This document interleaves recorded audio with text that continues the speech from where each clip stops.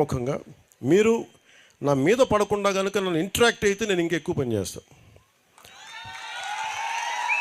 ఎందుకంటే మీరు సినిమాలో చెప్తారు ఓజీ అంటారు, ఇవే అరుస్తూ ఉంటారు కదా. నా స్వప్నం, నా కళ విను,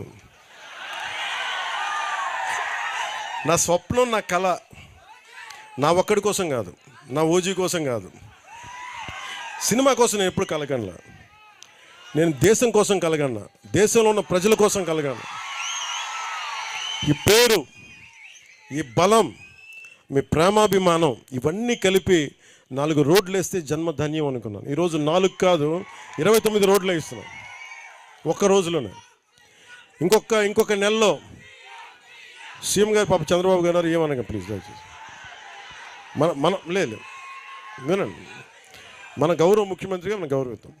నేను డిప్యూటీ సీఎం గారు నన్ను గౌరవించారు కదా, సంతోషం ప్లీజ్. ఏమవుతాయంటే వేదిక పైన నాయకులు ఉన్నారు, వాళ్ళకి ఇబ్బంది పడకూడదు కదా, మీ దగ్గర నడిపించారంటారు కదా, నన్ను తిడతారు మళ్ళీ.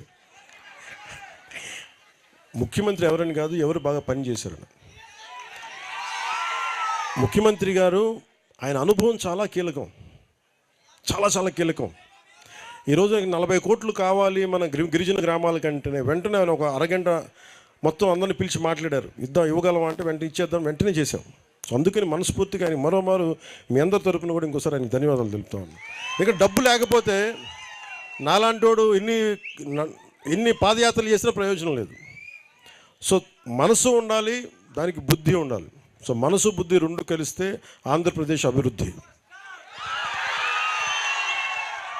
సో మీ అందరికీ మరోమారు ధన్యవాదాలు తెలుపుకుంటూ, ఎస్పీ గారు ఇందాక ఇప్పుడే చెప్తాను.